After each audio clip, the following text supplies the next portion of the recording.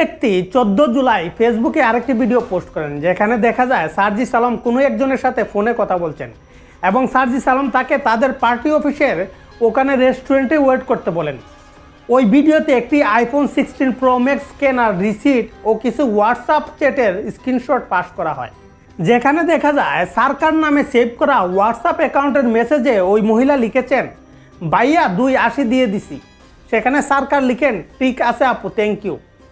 আরেকটি স্ক্রিনশটে সরকারকে দেখা যায় ওয়ালটন ও পার্টেক্স কোম্পানির নাম্বার চাইছেন, যেখানে লিখেছেন বড় পার্টি ফান্ড লাগবে।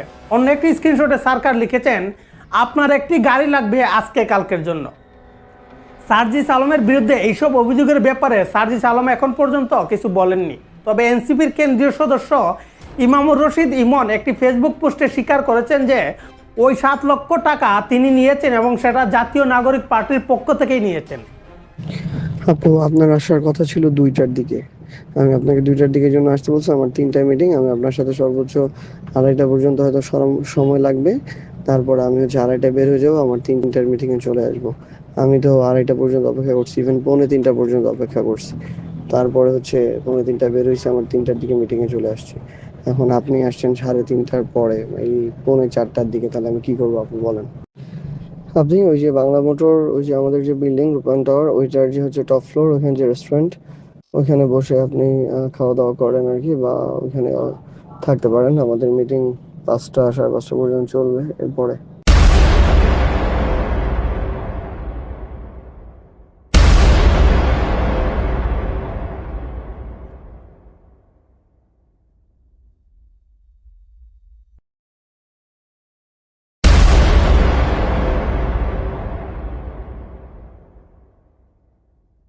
এনসিপি পন্থী কিছু অ্যাক্টিভিস্ট অবশ্য এই আধুনিক চাঁদাবাজিকে ফুলের সৌরভ ছড়িয়ে প্রচার করছেন।